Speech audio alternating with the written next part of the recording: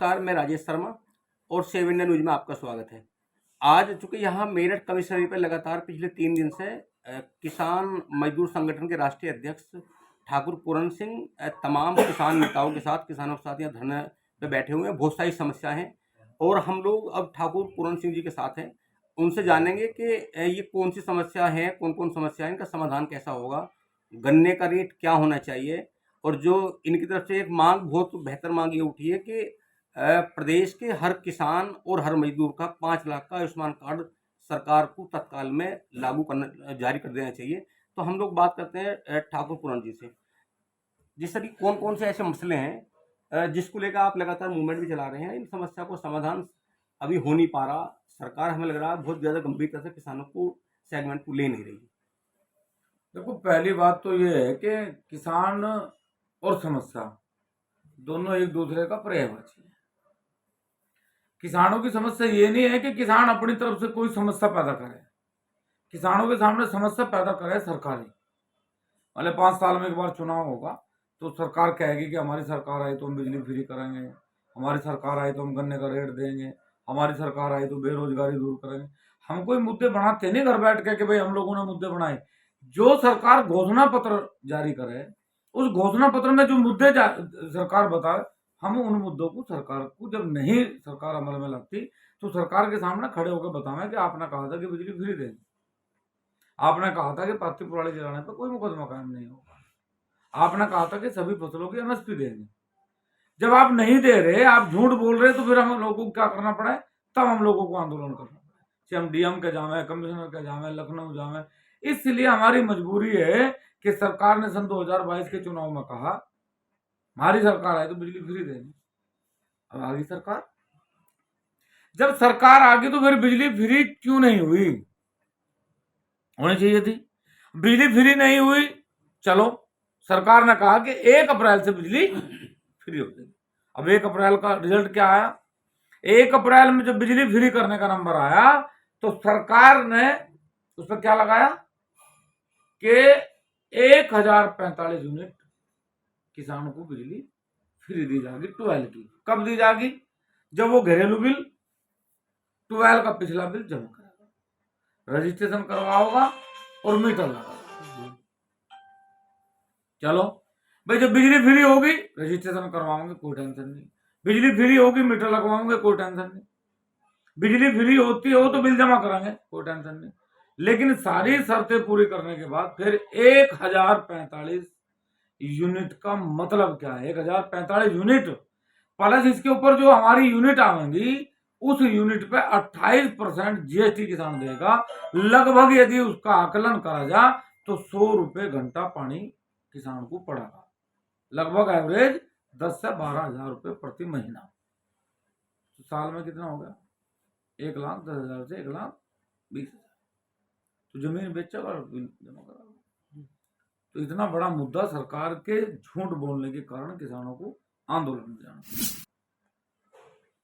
पिछले सत्र में शाहजहानपुर अनुसंधान केंद्र, जो सरकार ने गन्ना अनुसंधान केंद्र है, सरकार के अनुसंधान केंद्र ने कहा कि 397 रुपए प्रति क्विंटल की लागत है अनुसंधान केंद्र में गन्ने की। रेट क्या दिया? 370। अरे भाई चलो किसान झूठ बोल सके कि भाई मेरा खर्चा ज्यादा आ रहा, अनुसंधान केंद्र तो झूठ नहीं बोला। वो झूठ बोला तो उसका इलाज करो। जब उसने बता दी 397 रुपए प्रति क्विंटल मेरा खर्चा आया, तो रेट क्या होना चाहिए था? 500 रुपये होना चाहिए। 500 नहीं होना चाहिए था। कायदे में तो 1,000 रुपये होना चाहिए था। यदि सरकार अब आय दोगुने वाली बात पे है तो 700 रुपये क्विंटल होना चाहिए। लेकिन सरकार का क्या है? सरकारें सिर्फ झूठ बोल के वोट लेने का काम करें, और जब किसान सड़कों पे उतरे तो उसे पागल, खालिस्तानी, पाकिस्तानी, आतंकवादी, फंडिंग, पता नहीं क्या क्या बात बताने, लेकिन उसकी समस्याओं का समाधान नहीं करने की। ये जो आंदोलन है वर्तमान में, ये उन्हीं मुद्दों पे है कि सरकार ने जो घोषणा पत्र में वादे करे थे उन्हें पूरा। अध्यक्ष जी, अभी वो चर्चा का एक आप जब बोलते हैं, सभा को संबोधित करते हैं, तो आप बहुत सारी जो है ना, जो तुकबंदी होती है उसको, उसका सहारा लेते हो। तो एक आपने वो परसों वो लगातार वो सोशल मीडिया में छा रहा है, एक वो आपने फुर नाम लिया कि कोई किसान गया तो उसका नाम फुर, उससे पूछा गया उसके बाप का नाम फुर, तो ये तुकबंदी कौन सी है, कैसा ये कैसा बना? देखो आप ऐसा समझो, सरकार क्या करती है, सरकार जब चुनाव आवेगा तो सरकार वादे करे, और वादा देखो कैसा करे। मतलब एक बार एक छोटी सी घटना मैं बताऊं, एक बार छोटी सी घटना हुई कि भीम किसी काम से युधिष्ठिर के पास गए, जी। तो उन्होंने कहा कि कुछ फरियादी आए आपसे मिलना चाहें। तो उन्होंने कहा कि भीम आप उन्हें कह दो कि मैं उनसे कल मिलूंगा, मैं उनसे कल मिलूंगा। तो भीम को जब ऐसा लगा कि भाई धर्मराज युधिष्ठिर ये कह रहे कि मैं कल मिलूंगा, तो उन्होंने ढोल नगाड़े बुलवाए और बजा दिए उन्होंने ढोल नगाड़े। तो जब उन्होंने युधिष्ठिर ने कहा यार यो क्या काम जोड़ दिया ये ढोल नगाड़े, बोला बस मुझे बहुत खुशी कि मेरा भाई आज अजर और अमर हो गया, अब मेरा भाई मुझे पता लग गया कि अजर। बोला ऐसा कैसे? बोला तुम्ही ने तो कहा कि कल भेजना उन्हें, इसका मतलब आपको पता लग गया कि मैं जिंदा रहूंगा।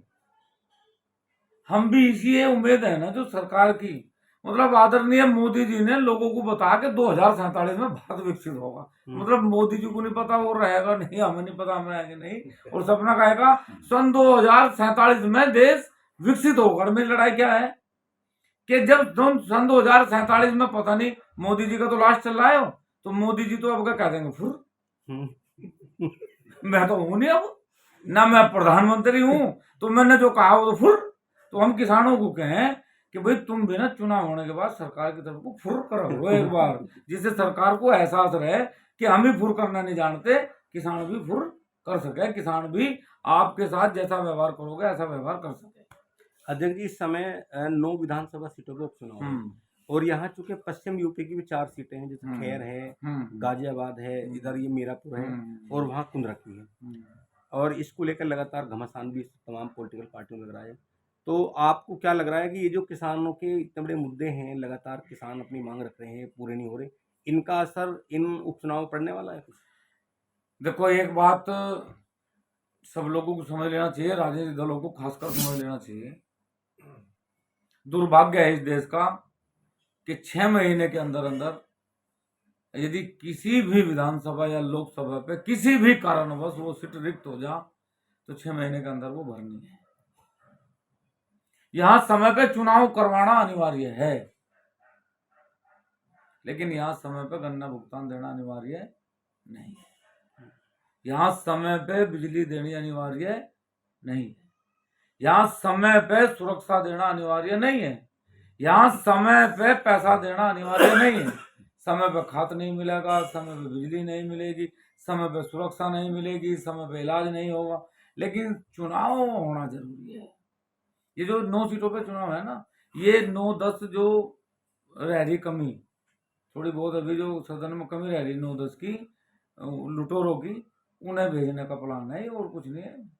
किसान तो सोच ले ना सोच ले बेचारा, भाई कोई को बना दियो, मान लिया वो सोचा भाजपा नहीं जितानी, आपका समाजवादी जितानी, कांग्रेस, वे जिसे जिताओगे वो खून चूसता इनका, और इन्हें कुछ नहीं देगा, वो ही बन के चले जाइए। अध्यक्ष जी, मैं देख रहा हूँ पिछले लगभग 3 साल से ऐसा लगा कि जैसे पहले 3 साल से पहले पॉलिटिकल पार्टी के जो नेता होते हैं उनके वहाँ भीड़ लगती थी बहुत ज़्यादा, विधायकों के यहाँ भीड़ लगती थी, सांसदों के यहाँ भीड़ लगती थी।